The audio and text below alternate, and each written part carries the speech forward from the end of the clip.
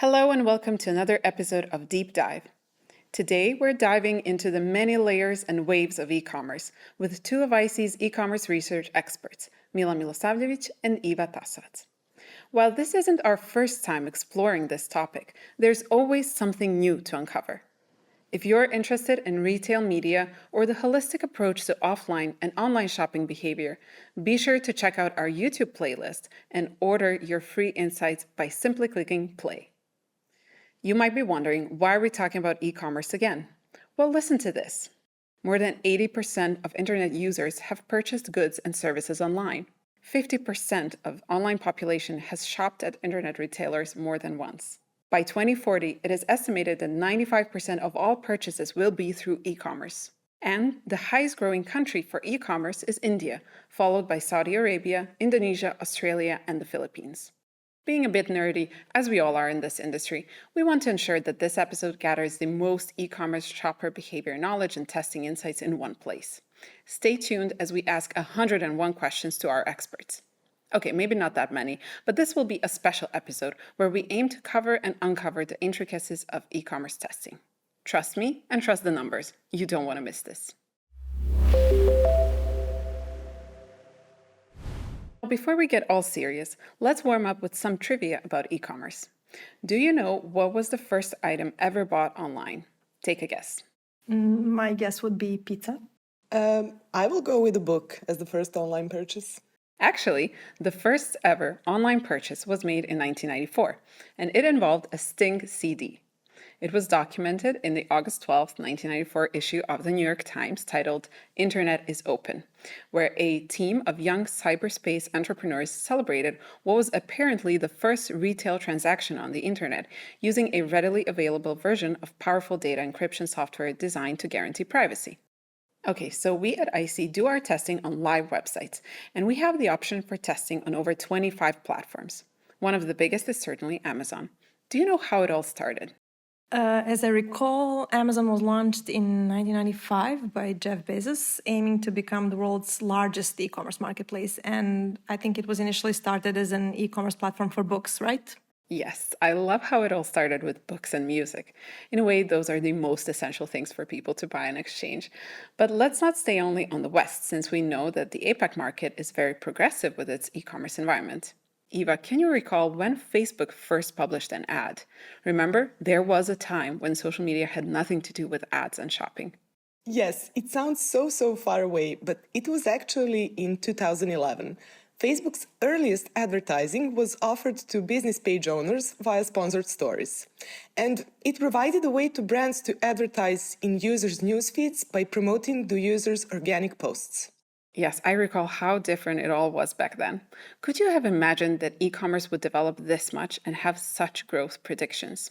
E-commerce has grown dramatically over the years, far above many of us estimated. And while the idea of purchasing and selling items online has existed for many decades, I think that all of us have been surprised by how quick this growth and development of e-commerce happened. And with that, let's hop into today's discussion and see what is the winning framework for gaining e-commerce insights that will give you clarity to master your e-commerce sales and conversions.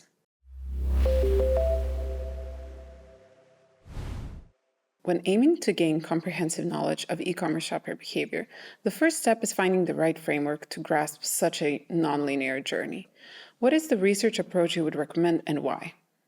Our digital framework has 4 modules, so the overall framework is organized in a sense to start with the more strategic models and to move towards the more tactical ones, with 3 out of 4 modules using behavioral methods. The first one is the category online shopper, that is answering clients' questions about online shopper profiles, their usage and habits. Second one, e-commerce category shopping experience, is a strategic type of study that deep dives into the online category.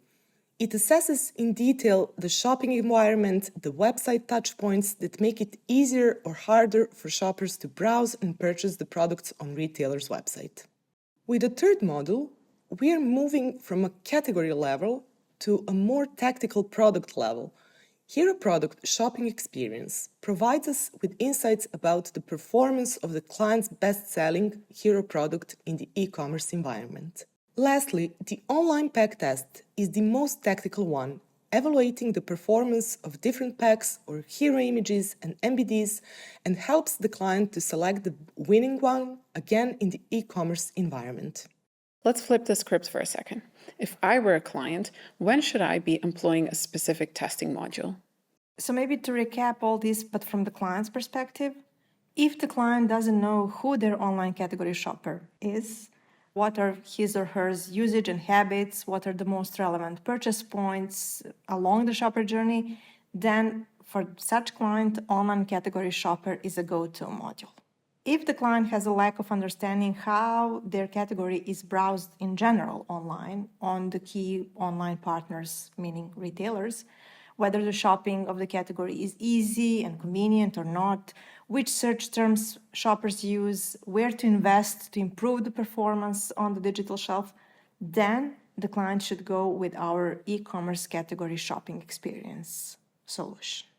Now, if the client has a deep understanding of how their category is browsed and purchased online, but the previous researchers they conducted have mapped some bottlenecks in their best-selling hero product performance, then such clients should opt for our hero product shopping experience, basically to learn how easily do shoppers find the exact SKU on retailers, does that product stand out on the PLP, what works for that product on the PDP, and overall how they can improve the performance of that hero product in the online environment. And lastly, the online pack test is a classical A/B testing that helps our client to see which pack designs work better in the online environment, whether pack changes are worth investing in, or if the further fine-tuning is needed. Also, will the new pack capture shoppers' attention? Will it be considered? How do shoppers overall evaluate pack designs? So in that case, we would suggest the client to rely on our online pack test module. Now let's analyze everything module by module. What problems are solved by gaining a clearer picture of the category online shopper profile? What is the practical use of these insights? Category online shopper is basically a classic usage and attitudes questionnaire. And by using an extensive questionnaire, we will be able to understand shoppers' demographics, missions, consumption occasions, and shopping habits. We will be also able to see what are the most frequent paths to the category online and to understand relevant channels shoppers use to collect information about the category. This module basically gives our clients a strong starting point on who their online shopper is and how to set the strategy further. What essential insights does the e-commerce category shopping experience module provide? The e-commerce category shopping experience module, which is our flagship product, helps our clients to gather deeper understanding of how their category is browsed on the e-commerce retailers. Is the shopping easy and convenient? Which search terms shopper use? And where to invest to improve the performance of their products on the digital shelf, which is usually product list page or product detail page. How do behavioral and traditional methods complement each other in this module? What business needs does this module address? So besides the short survey at the end, this module combines navigation, eye tracking, and interaction tracking, so it almost completely relies on our behavioral methods. Our tool allows us to track shopper behavior on live retailers' websites. Eye tracking and interaction tracking help us gather insights into what drives shoppers' attention and how they interact with different elements on the retailer website. E-commerce category shopping experience is a module that the client should choose if they have a lack of understanding when it comes to the following questions. How do shoppers browse for the category on the retailer's websites? Is the shopping easy and convenient? What search terms do consumers use? What gets shopper attention? What elements on product list page and product detail page influence shoppers? How can client win on the digital shelf? And where to invest on the product list page and product detail page?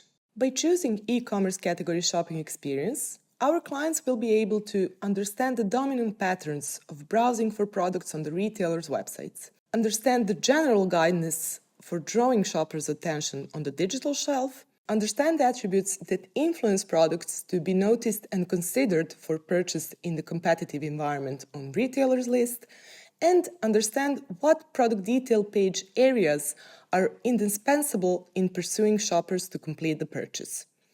Also, we can learn how our client perform compared to their main competitors in the online environment.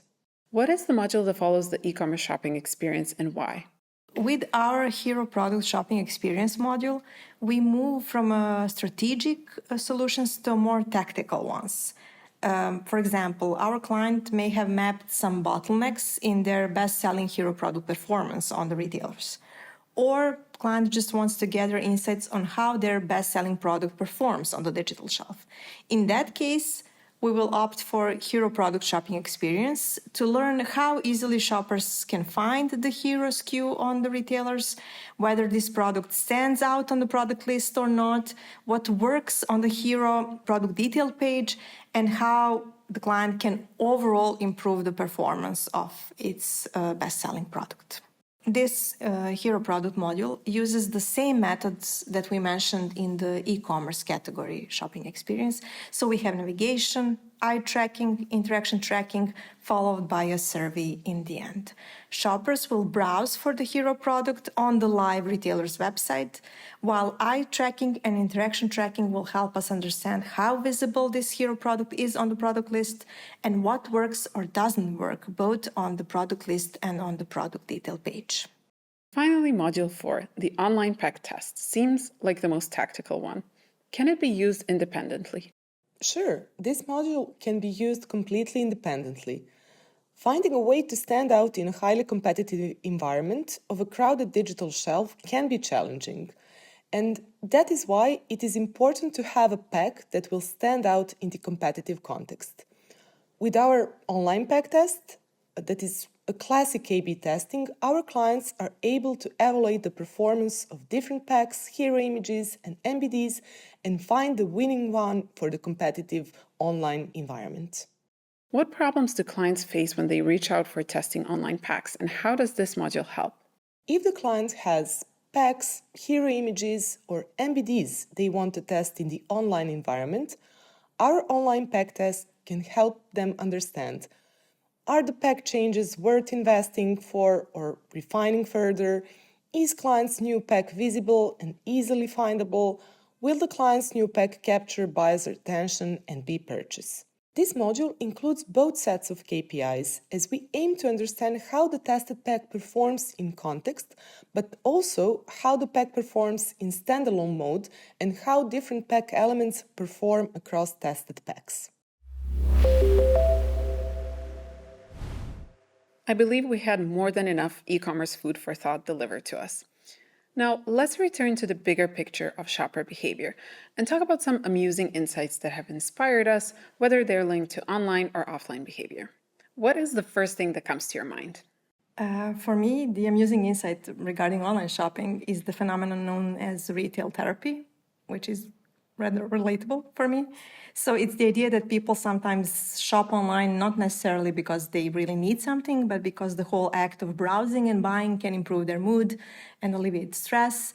And this behavior often leads to impulse purchases or buying items that weren't originally planned or aren't on the shopping list. And it's amusing for me because it really highlights how emotional and psychological factors can play a significant role in online shopping decisions and in shopping behavior, which is ultimately what we at EyeSee are researching and exploring.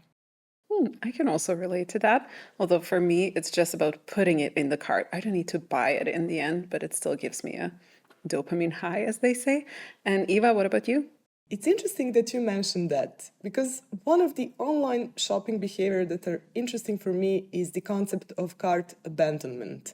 This basically happens when shoppers add items to their online shopping cart, but leave the website without completing their purchase. Different factors can influence shoppers to do so, such as finding a better deal elsewhere, getting distracted, or simply deciding that they truly do not need that item. That is why retailers often use strategies like email reminders, discount, and try to recover those abandoned carts. highlighting the dynamic and sometimes unpredictable nature of online shopping behavior. With this, another episode of Deep Dive is coming to an end. We hope you've gained clarity on how to master the e-commerce environment and achieve the same level of confidence as you have in brick-and-mortar stores, especially when considering the disruptive influence of Gen Z on e-commerce, as they spend an average of 10.6 hours engaging with online content every day. As the first true digital natives, their purchasing habits are heavily influenced by the internet. To meet their expectations, e-commerce businesses need to create a seamless experience. Fast browsing, quick cart building, smooth checkout, and rapid delivery. Armed with this knowledge, you'll be well prepared to succeed. If you enjoyed this conversation and you haven't already, do follow us on YouTube and subscribe to the EyeSee Deep Dive on Spotify. In the meantime, join the discussion, share your impressions, reach out to us with questions, or suggest topics for the upcoming episodes. Until next time.